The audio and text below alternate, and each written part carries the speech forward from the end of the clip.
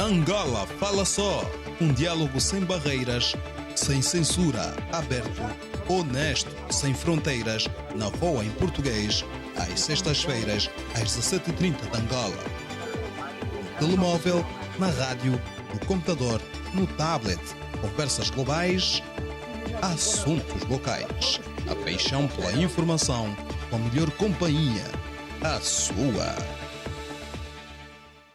Olá, ouvintes, começa aqui mais uma edição da Voz da América e como hoje é sexta-feira, é o dia do Angola Fala Só. Hoje temos connosco a ecologista Érica Tavares, ela é cofundadora da Eco Angola.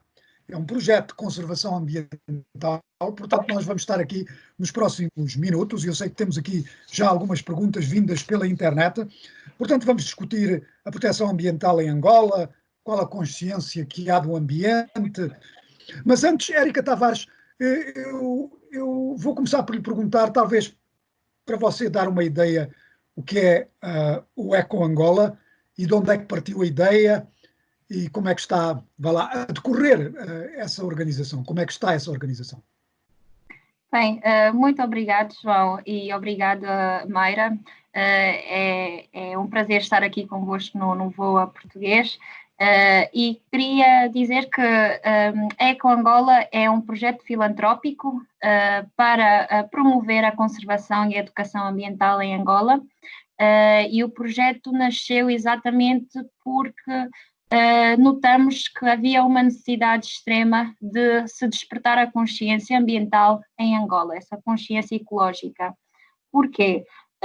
Porque grande parte dos problemas sociais que nós enfrentamos em Angola estão ligados diretamente aos problemas ecológicos que também temos em Angola. Eu costumo dizer muitas vezes que nós estamos a passar por uma crise ambiental, não só em Angola, mas a nível mundial, mas em Angola a situação está a precisar de bastante atenção. E por isso nós decidimos começar este projeto no ano passado, em julho do ano passado, então estamos prestes a fazer agora um ano. De momento nós somos 3 fundadores da Eco Angola e eu sou a diretora da Eco Angola, e temos também um time muito grande de voluntários. Temos pelo menos 70 voluntários agora que são ativos e permanentes e que nos ajudam tanto a implementar os projetos em terreno que nós temos em Angola, como também na criação destes artigos e da partilha de informação que temos nas nossas redes sociais e na nossa plataforma. Então, nós estamos a agir em várias vertentes e agora, depois de se melhorar a situação de confinamento, estamos a preparar também alguns projetos que poderão envolver ainda mais pessoas e mais voluntários que poderão participar dos mesmos. Muito bem, mas eu agora vou começar talvez com uma pergunta assim um pouco para o lado pessimista. Angola, claro está, não é um caso único, principalmente vá lá nas zonas de países em desenvolvimento, as pessoas têm outras preocupações que não o ambiente. E eu, portanto, vejo aqui, por exemplo, que nas zonas rurais em África as pessoas não têm acesso à eletricidade e têm que, portanto, a desflorestação, isto tudo. Isso deve ser um pouco difícil para vocês, consciencializar as pessoas, não? É bastante difícil, mas vou já dizer que eu acho que é mais difícil nós convencermos as pessoas que estão nas cidades ou nos centros urbanos do que as pessoas que estão nos meios rurais, porque as pessoas nos centros urbanos estão habituadas a um standard de vida que é extremamente consumista e isto acaba por explorar mais os recursos naturais do que as comunidades rurais na realidade fazem. E as comunidades rurais costumam ser mais abertas para isso. Se nós formos e levarmos estas soluções mais sustentáveis, costumam ser mais abertos e mais receptivos a perceberem como podem melhorar, até porque grande parte destas soluções acabam por também reduzir a pobreza e reduzir a fome. Então, é exatamente nestas soluções que podem ter impacto social que nós estamos focados em poder implementar em Angola. Muito bem. Olha, eu vou agora dar aqui a oportunidade à Mayra. Eu sei que ela tem uma pergunta, eu também tenho aqui, creio que é o mesmo tipo de pergunta, mas é relacionada com a autoridade governamental. Mayra. Obrigada, João, e obrigada, Érica. Eu vou começar, se calhar, pela pergunta mais, um bocadinho mais política, que é a pergunta que quase que é obrigatória neste momento, em que ainda estamos no início, e certamente toda a gente quer saber isto, que é: qual é a expectativa que tu e a Eco Angola têm em relação à Ministra da Cultura, Turismo e Ambiente, a Jani Costa? Eu acho que esta é das perguntas que mais me têm feito ultimamente, e vou dizer que nós temos uma expectativa alta, nós temos uma expectativa grande, porque a ministra, primeiro porque é bastante jovem, parece, nós já acompanhamos a trajetória da ministra Jani, mesmo antes de ser ministra, portanto já tínhamos conhecimento dos projetos que ela estava envolvida, como o projeto do National Geographic, ganhou o prémio Champions of the Earth no ano passado, então já vem com uma bagagem de querer mudança e de querer fazer essa mudança ela mesma. E depois de vê-la nesta posição política, acredito que todo o mundo ligado à situação ambiental e até simplesmente apaixonados pela natureza e que percebem destes impactos em Angola, ganharam uma nova esperança, porque precisávamos desta mudança, nós precisávamos desta mudança e exatamente por isso que temos esta expectativa alta, por sabermos que ela pode causar esta mudança, mas também existem outras dificuldades internas governamentais que podem não facilitar e podem causar, fazer com que isso não aconteça tão facilmente, né? Porque Angola tem muitos problemas, ainda mais agora com a situação da Covid. Eu acho que os problemas não só estão mais abertos, mais visíveis, mas também acabam por aumentar, duplicaram, triplicaram, é difícil falar assim em números, mas acabam por aumentar porque nós estamos a tentar compensar a situação do confinamento, a situação económica agora está muito em baixo, mas por causa desta compensação, grande parte dos recursos naturais que eram utilizados aumentam, e também a situação do próprio material que se está a utilizar para combater a Covid. Por exemplo, a situação da gestão de resíduos é preocupante porque agora aumentou-se a utilização de máscaras cirúrgicas e as luvas, e tudo isso são resíduos que acabam depois por poluir os solos, o mar e outras partes da água, e isso é uma das nossas maiores preocupações. Mas voltando à pergunta, a expectativa é grande e nós estamos a tentar dar o tempo para ver se esta mudança começa a ocorrer. Portanto, o Manuel Lufuto aqui, ele fala daquilo que a gente há bocado já falou um bocadinho, que foi da questão, portanto, das zonas rurais. E este ouvinte, ele quer saber sobre o uso do carvão para cozinhar, sobre a degradação ambiental que isto causa em Angola, portanto, a eliminação de plantas e árvores para o carvão. Como é que vocês veem este problema? Este é um problema grande, é esse problema, o desmatamento para o carvão e também as próprias queimadas que são feitas para a caça, agora maioritariamente por causa da Sim. caça.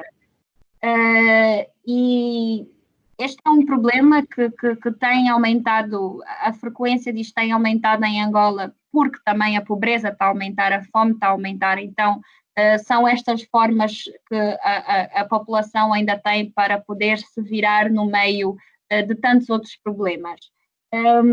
E falando em termos do ambiente, dos maiores impactos que temos é reduzir mesmo a quantidade de vegetação que está nesses locais, nestas regiões, e que depois acaba por, se o impacto for muito grande, isto acaba por alterar vários ciclos naturais da região. Por exemplo, se nós desmatarmos uma área muito extensa, nós podemos alterar o ciclo hidrológico e até o clima, e por isso é que nós conectamos muito isso ou correlacionamos isso com a situação da extensão das secas no sul do país, porque eram das zonas que mais foram desmatadas, apesar de que já tem naturalmente um ecossistema mais seco, mas a situação do desmatamento tem piorado isso e esta desflorestação massiva não acontece só por causa do carvão, da utilização de madeira para carvão, mas acontece também porque nós precisamos de fiscalização nestas áreas, porque já existem algumas, como é que eu posso dizer, organizações ou empresas que têm feito essa desflorestação e por isso é que precisa-se desta atenção para que o nosso governo, que é o maior condutor de políticas e tudo, que seja o maior como é que eu posso dizer isso? Que possa atuar sobre este problema o quanto antes, porque na realidade a desflorestação, se formos a comparar a desflorestação causada pelas queimadas e por estas empresas, é maior do que o problema do carvão. Então, nós temos que começar a priorizar exatamente onde é que nós vamos começar a tocar e também dizer que para nós resolvermos a situação destas comunidades que dependem do carvão, nós precisamos trazer soluções que sejam realistas para a situação que eles estão a viver, por exemplo, tentar promover a agricultura familiar. Temos que primeiro reduzir a fome. Sem nós reduzirmos a fome e esta pobreza grande que nós temos em Angola, nós não vamos conseguir implementar estas soluções. Não vais proibir uma população que depende disso para viver, para sobreviver, e dizer que não podem fazer isso sem nós podermos dar uma solução a estas famílias. Então, eu acho que as soluções para estes problemas têm que ser soluções com muita estratégia e cada região tem problemas diferentes. Nós temos que começar a fazer levantamentos que sejam mais realistas nestas localidades para nós podermos trazer soluções que sejam mais adaptáveis aos problemas que estão a viver. Nesse sentido, qual é a vossa relação com Angola e talvez outras organizações não governamentais com foco na preservação e conservação do ambiente? Qual é a vossa relação com as autoridades governamentais? Olha, eu vejo que neste momento as relações são muito boas, são boas no sentido de pelo menos nós conseguirmos comunicar. Por exemplo, nós temos feito algumas denúncias quando há situações em que não há resposta imediata e que estes problemas podem ter impactos grandes, nós fazemos denúncias públicas no nosso website e também tentamos comunicar ao próprio Ministério da Cultura, Turismo e Ambiente. E até agora a recepção tem sido bastante positiva, porque recebemos respostas e temos também recebido até, como é que eu posso dizer, esta vontade do próprio Ministério comunicar connosco e com as outras organizações.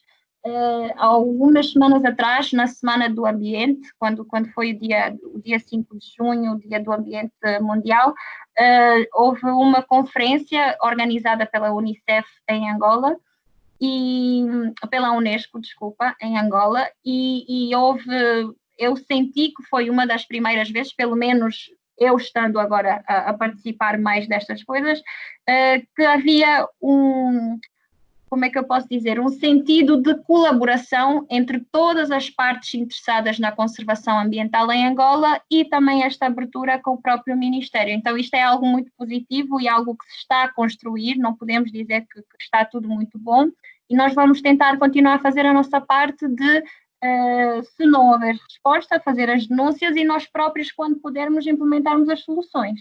Aqui o nosso maior desafio é nós podermos mostrar que estamos dispostos a trabalhar em conjunto, a trabalhar em colaboração e haver também esta recepção por parte deles.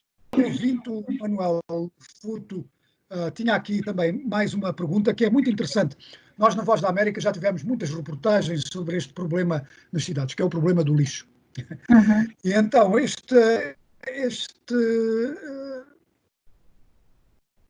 ouvinte quer saber o que é que vocês pensam. Será que a Érica sabe o que é que se passa com o lixo em Angola? Como é que poderemos viver se não conseguirmos dominar o lixo? Isto é um dos maiores desafios que nós temos exatamente em Angola, é o problema da gestão de resíduos no nosso país. Eu acho que neste momento eu vejo que já estão a ser publicadas novas políticas, novas leis com relação à gestão de resíduos, mas o que eu sinto que nós precisamos é exatamente de haver uma estratégia nacional para a gestão de resíduos. Muitos dizem, não, nós precisamos de educar a população para nós depois podermos criar os ecopontos, mas há quem diga, precisamos primeiro de meter os ecopontos e precisamos depois de educar a população. Eu acho que precisamos de fazer as duas coisas ao mesmo tempo. Nós fomos a ver agora a situação da Covid, foi um problema imediato e que precisou de soluções imediatas, e vemos muitas pessoas realmente a tomarem estas medidas de prevenção para a Covid. Mas muitos não percebem é que existe uma ligação entre a falta de gestão de resíduos e os problemas de saúde no nosso país. A cólera, a poluição, os problemas respiratórios ligados à poluição atmosférica, existem estes problemas todos e que estão já há muito tempo a causar impacto negativo no país. E para nós podermos fazer isso, precisamos de uma estratégia que vá conectar a educação ambiental da sociedade no geral, porque eu também vejo que há muito foco sempre nas crianças, mas nós temos que lembrar que nós, adultos, somos quem comanda as crianças, somos quem põe a comida em casa, quem anda com o carro, quem compra as coisas, então esta atitude também tem de vir de nós. E esta estratégia tem que ser ligada a implementar estes mecanismos para as pessoas começarem a reciclar, porque não vai adiantar nós introduzimos ecopontos em Angola e as pessoas não perceberem porque que tem que se dividir e vão meter o seu resíduo em qualquer lugar. Sim. Quando se nós fizermos esta estratégia em união com a educação ambiental, como se fez, por exemplo, em Portugal, quando se decidiu fazer os ecopontos, foi uma estratégia em conjunto, implementar os ecopontos e, ao mesmo tempo, os canais de comunicação social também estavam a fazer esta educação ambiental, e não se pode esperar esta mudança, não pode-se esperar que essa mudança seja repentina, vai ser uma coisa a longo termo e esta estratégia precisa exatamente de incluir este espaço de tempo, que é uma das coisas que nós vemos que falta muito em Angola, é pensar-se a longo termo, pensa-se sempre no imediatismo, no agora, nós precisamos criar estratégias a longo termo. Vamos agora continuar com Érica Tavares. Érica, quando acabámos, estávamos a falar da questão do lixo em Angola, que é uma questão preocupante nas cidades e não só, mas agora vamos talvez mudar um pouco de direção. Vamos falar do turismo. Nós sabemos que o turismo tem estado a aumentar em redor do mundo, as viagens tornaram-se mais acessíveis, o turismo vá lá de massas, com os grandes barcos cruzeiros. Aliás, já antes do Covid já se falava nisso, da chegada de barcos cruzeiros à Angola, que trazem de repente milhares de pessoas e que podem se tornar num verdadeiro inferno. Érica, como é que tu vês o turismo? É algo beneficiário, mau? Como é que isto deve ser gerido? Bem, disseste muito bem. O turismo em massa pode não ter tantos impactos positivos como nós esperamos, mas o tipo de turismo que nós queremos promover é o turismo sustentável ou chamado ecoturismo. Para isso, como é que eu posso dizer? Angola tem um potencial muito grande para desenvolver este setor e precisará de uma estratégia que esteja com a sustentabilidade como base. Se nós não tomarmos a sustentabilidade como base de qualquer que seja atividade, incluindo o turismo, nós vamos ter muitos impactos negativos que poderão afetar a sociedade, apesar de haver ganhos astronómicos a nível económico. Para nós podermos fazer isto em Angola, alguns dos desafios que teríamos seria, por exemplo, a construção de infraestruturas básicas para o acolhimento destes turistas, porque, por exemplo, nós iríamos promover a visita dos turistas nos parques de conservação em Angola, conhecermos as espécies nativas e endémicas, ou seja, que só existam em Angola. Também existia o facto de que os serviços de migração, saúde e segurança trazem muita inquietação para os turistas, né? Porque aquilo que passa muitas vezes sobre a África no resto do mundo não são coisas assim tão positivas, a não ser uns países que já têm os setores de turismo mais desenvolvidos, como a Namíbia, a África do Sul, entre outros, e que conseguem trazer esta segurança aos seus turistas. Nós precisamos de melhorar neste sentido para que nós possamos promover isso de forma mais facilitada. Depois, é também haver uma sensibilização entre as partes que estiverem envolvidas nesta atividade, especialmente por causa de haver muita corrupção institucional, no sentido de que poderá haver monopolização de ganhos do turismo. Por exemplo, este turismo sustentável, para que seja positivo, teria que também trazer ganhos para as populações e comunidades locais. E para isso acontecer, precisa de saber primeiro esta sensibilização nas populações, perceberem quais são os benefícios disso e eles próprios também poderem ganhar a vida com isso. Não podemos ir fazer o turismo e ser só apenas os promotores desta atividade que irão ganhar com isso, né? Precisamos que seja algo justo, porque no fim do dia as pessoas vão estar a invadir o espaço de outras pessoas, né? Porque as nossas comunidades muitas das vezes estão habituadas a viver afastadas dos espaços urbanos de muitas pessoas e que se este turismo funcionar, nós iremos começar a ver exatamente este aumento de turistas no nosso país, então precisa de saber também esta sensibilização nas comunidades e das pessoas que irão promover para que as coisas funcionem e funcionem de forma positiva, porque, por exemplo, a OMT, que é a Organização Mundial do Turismo, afirma em vários relatórios que o ecoturismo consegue contribuir para se combater a pobreza, mas isto quando nós temos em conta estes fatores que eu acabei de mencionar, para que hajam ganhos em todos os lados. Depois é também a formação de guias e auxiliares para a manutenção e funcionamento do ecoturismo e destas infraestruturas em Angola. Eu acho que se nós começarmos por promover o próprio turismo interno e de forma sustentável, com acampamentos, alguns lodges, coisas que tenham o mínimo de impacto ambiental, iriam ajudar bastante a construir o ecoturismo em Angola. Eu acho que seria mais importante nós fomentarmos o ecoturismo, o turismo sustentável, do que apenas o turismo, porque aí as pessoas vão estar a procurar o luxo, vão estar a procurar outras coisas que se calhar não conseguimos oferecer e vão tentar a todo custo oferecer, mas esta não devia ser a nossa prioridade. Eu acho que a nossa prioridade devia tentar mantermos esta sustentabilidade ambiental e haver este benefício para as comunidades que vão estar a receber estes turistas, né? Levantas uma questão interessante, que é a questão, porque eu sei que há países, por exemplo, um deles é Moçambique, em que em certas zonas do país se apostou, não sei se propositadamente ou não, num turismo, vá lá, rico, que isto é, para pessoas com muitas possibilidades financeiras, portanto, geralmente estrangeiros que vêm de fora para certas zonas, lodges, em que as diárias são caríssimas, são mesmo para pessoas muito ricas.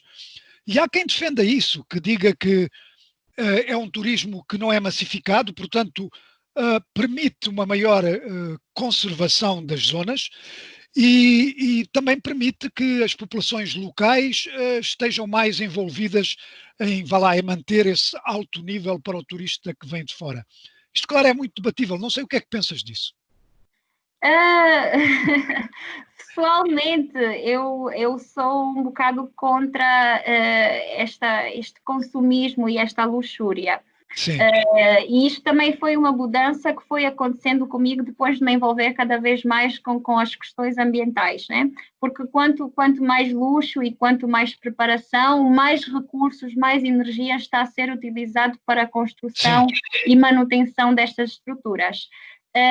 apesar de que em curto espaço de tempo consegue-se ter mais meios económicos, exatamente o que é que nós queremos promover. Porque, por exemplo, com o turismo sustentável, grande parte das pessoas que vão visitar o país e vão saber que vão estar a fazer este turismo sustentável vão ser pessoas mais conscientes. Vão ser pessoas que provavelmente não vão deitar o lixo fora ou atirar na rua. Vão ser pessoas que vão querer se envolver mais, conhecer os hábitos e costumes das populações, conhecer a nossa cultura, vão ter mais interesse nestas questões, coisas mais simples. Eu acho que nós devíamos nos focar nisso e ao longo termo as pessoas ou os turistas que vierem do exterior vão conhecer Angola com outros olhos. Se nós formos a fomentar este tipo de turismo que precisa de mais investimento, apesar de que costuma ser maioritariamente privado, mas vai acabar por meter uma barreira sobre quem pode e quem não pode, ou quem vai e quem não vai conseguir visitar Angola, e eu acho que isso é uma coisa que nós desde o princípio devíamos diminuir, porque aumenta exatamente esta diferença de camadas sociais, e eu acho que não iria fomentar algo muito positivo para as populações que estiverem envolvidas com isso. Então, para mim, não seria tão positivo. Pode ser positivo no aspecto económico, mas o aspecto social e o aspecto ambiental não são assim tão positivos. Estávamos a falar, portanto, da questão do envolvimento das populações locais. Eu lembro-me que aqui há alguns anos atrás, na África do Sul, houve um problema com populações locais, eu creio que foi no Parque Nacional de Kruger, e o problema foi resolvido basicamente porque as populações envolveram-se, portanto, no próprio funcionamento do turismo para visitar a fauna e ficaram a ganhar com isso. E, aliás, foi muito bom também para a preservação da fauna, porque a população local passou a ter um interesse em manter essa fauna viva, não é? Em vez de ser alvo de caçadores furtivos ou não. E era isso que eu queria te perguntar agora, era sobre a questão da fauna em Angola. A Angola, como tu disseste na primeira parte, tem alguma fauna que é única lá, a palanca negra gigante, por exemplo. Como é que está essa questão em Angola? A proteção dos elefantes, por exemplo, a África do Sul agora tem tido muita caça, como é que se diz? Caça ilegal, não é? De rinocerontes. Eu não sei qual é a situação em Angola, não sei se há algum estudo sobre isso. Esta é uma pergunta mesmo muito, muito importante e que nós próprios estamos a tentar responder e chegar às nossas conclusões de forma, a fazer as nossas investigações. O que nós vemos é que existem já vários projetos de conservação e proteção de algumas espécies. Por exemplo, a Fundação Kisama é a organização, a fundação que está à frente da proteção da própria palanca negra gigante. Temos o projeto Kitabanga, que também está ligado à Fundação Kisama, e que faz a proteção das tartarugas marinhas, que nós temos antigamente eram 5 espécies, mas agora só se vê mais 2 espécies, maioritariamente 2 ou 3 espécies de tartarugas marinhas a desovarem em Angola, e elas fazem essa proteção, o projeto Cambeu também. Portanto, vê-se que há um aumento, né, destes projetos, e também já notei que haviam muitos projetos que também acabaram por perder a sua força na proteção, por não haver, pela dificuldade de haver financiamentos, pela dificuldade de fazer com que as pessoas percebam o porquê de ser importante preservarmos a nossa fauna e a nossa flora. Mas em termos de proteção, nós neste momento temos já algumas leis que protegem as espécies, especialmente as espécies que estão em risco de extinção, mas estamos a precisar de mais e mais estudos que façam um levantamento mais apurado do que nós temos em Angola, porque nós, para protegermos, precisamos de conhecer. Então, precisamos que hajam mais estudos, e já há. Uma das dificuldades que vemos, às vezes, está só na comunicação, fazer chegar. Por isso é que esta é uma das lacunas que nós encontramos, e por isso é que nós temos a nossa plataforma O website ecoangola.com e nós aí publicamos muita informação que vamos fazendo conexão com universidades, com o próprio Ministério e tentamos expor não só as partes negativas, né, mas o que já está a ser feito em Angola em termos de estudos, em termos de projetos, para que as próprias pessoas, os cidadãos também se possam envolver, porque existe também uma necessidade muito grande de haver mais envolvimento da sociedade, que é a chamada ciência participativa, ou seja, a sociedade também pode ter uma grande influência na proteção de espécies. E, por exemplo, o pangolim nós temos 2 espécies de pangolim em Angola e estas 2 espécies estão com um alto risco de extinção. Isto porque são caçados e depois vendidos, também é ilegal, vendidos ilegalmente, para até mercados internacionais. Isto porque as pessoas pensam, e que não é uma verdade, as pessoas pensam que algumas das partes do pangolim podem ser medicinais e não são, especialmente os mercados asiáticos, mas eu acho que agora a Covid já trouxe um bocado mais de susto para se comprar animais e esperamos que esta caça e venda ilegal reduza não só aqui em Angola, em África, mas como no mundo todo. Isto é um problema mundial. Vamos para os combustíveis fósseis. Angola é um dos grandes produtores de petróleo. O petróleo está muito barato em redor do mundo e ainda mais barato para Angola, claro está. Eu sei que Angola tem dificuldades com refinarias, mas estava a construir uma, não sei como é que isso está, mas quando tiver a refinaria, Angola vai ter combustível fóssil muito barato, não é? Já é muito barato comparado com outros países. Nós sabemos que os ambientalistas, como vocês, são grandes inimigos do combustível fóssil. E eu, portanto, vou perguntar para vocês, em Angola, mas Angola tem uma vantagem sobre outros países. É um país com boas oportunidades de alternativas, não é? Podias falar um pouco das alternativas, talvez, primeiro. Eu sei mais ou menos quais são, mas se tu desses uma ideia em Angola, não estou a falar do mundo, quais são as alternativas à energia fóssil?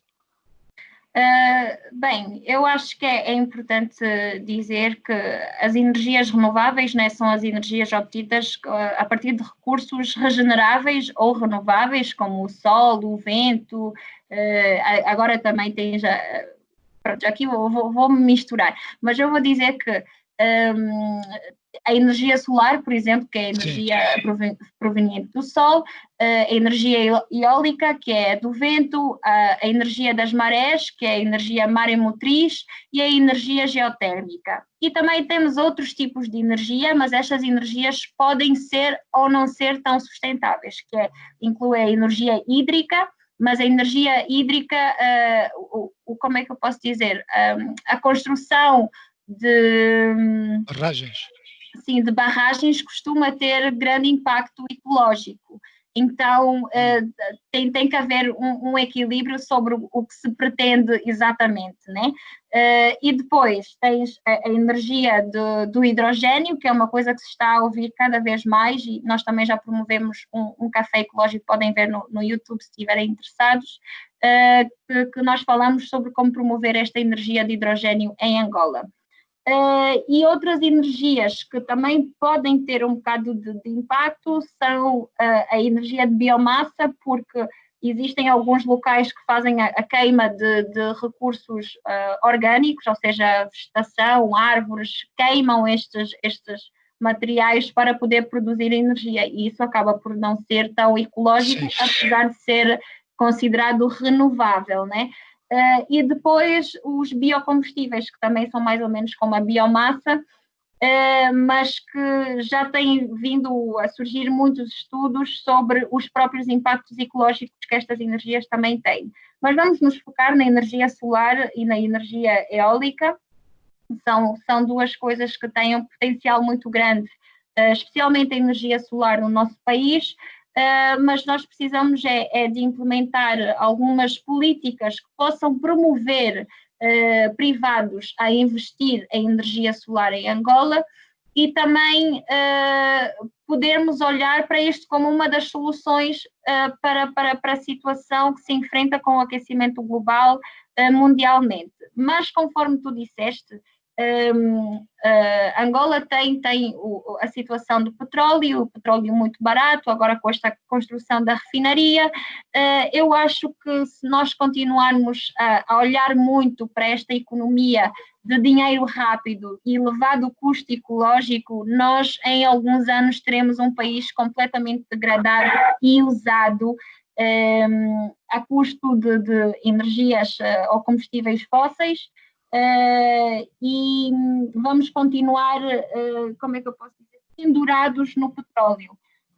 O que nós precisávamos de fazer neste momento para ajudar não só Angola, mas o mundo, seria exatamente traçar uma estratégia de mudança dos combustíveis fósseis para a energia limpa, só que até para esta mudança nós precisamos de usar combustíveis fósseis. Os materiais que vão ser usados para a construção de estações de energia solar ou energia eólica também vão precisar de combustíveis fósseis, porque nós ainda usamos combustíveis fósseis para a construção destes materiais.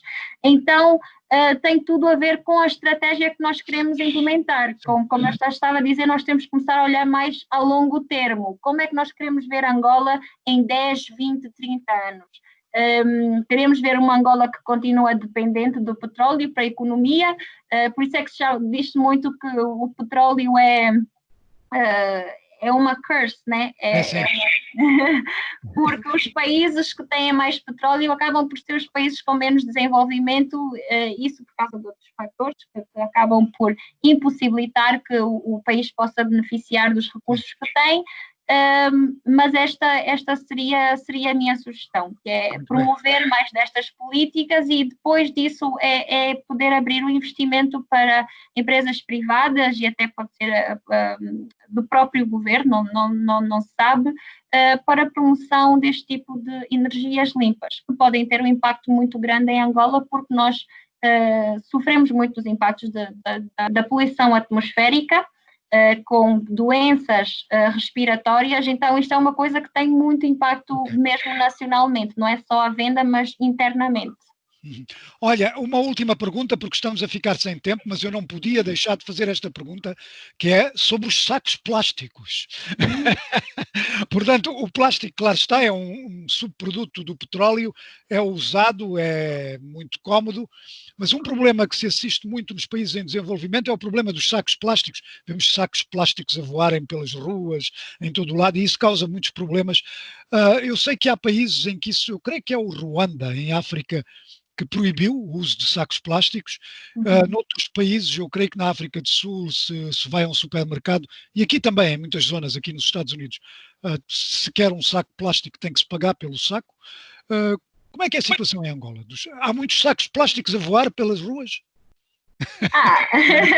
Eu acho que quem já esteve em Angola conhece bem esta realidade. As pessoas vendem até água, já se viu vender água e saquinhos, aqueles saquinhos pequeninos transparentes.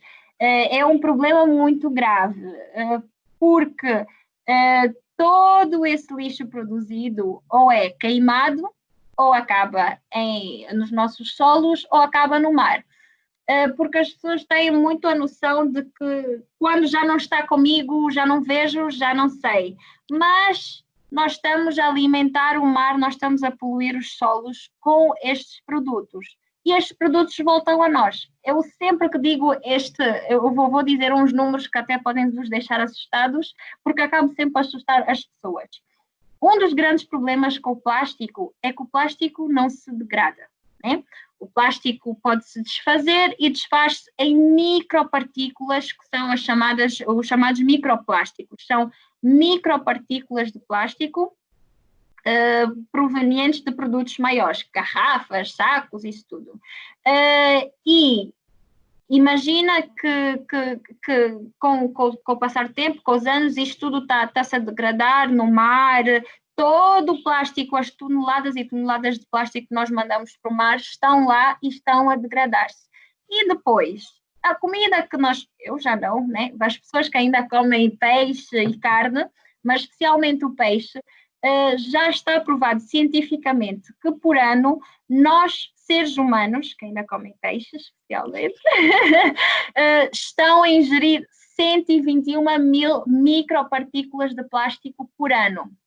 121 mil micropartículas de plástico por ano. E este microplástico fica preso nos nossos tecidos, no nosso organismo, nos pulmões, no intestino. E, aliás, nós também recentemente até publicamos uma notícia que também foi provado que o plástico também já está no ar e está a cair da atmosfera, está a cair com a chuva. Ou seja, estas partículas são tão pequeninas que já conseguiram entrar nos sistemas naturais da Terra, quer seja o sistema hidrológico, o sistema climático, que até agora na chuva cai plástico. Então, estas coisas deviam assustar as pessoas para mudarem os seus hábitos. Sim, mas como é que tu vês, desculpa, como é que tu vês esta questão dos sacos plásticos?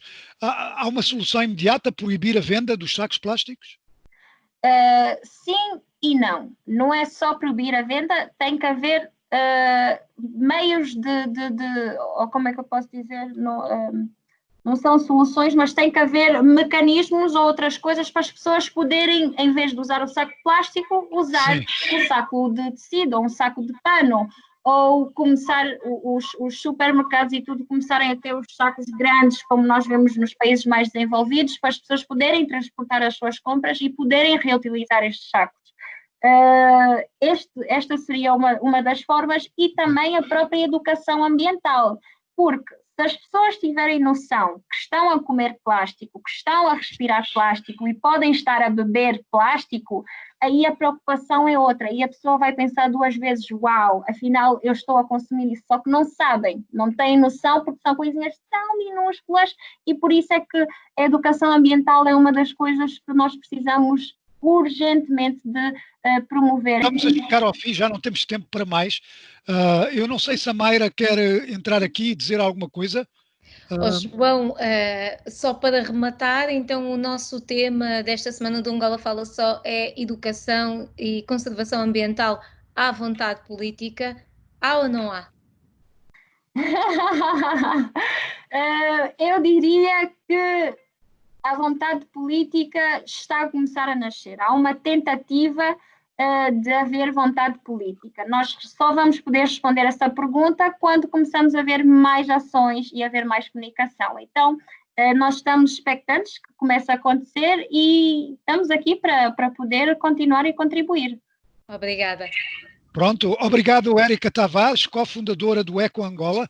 Nós aqui no Angola Fala Só, eu, a Mayra, toda a equipa da Voz da América que trabalha nisto, queremos agradecer-te imenso teres participado aqui. Esperemos que possas voltar em breve e possas nos dizer que já não há sacos plásticos em Angola. Muito obrigada, João e Mayra, pela oportunidade, e quem sabe brevemente estarei aqui. Okay.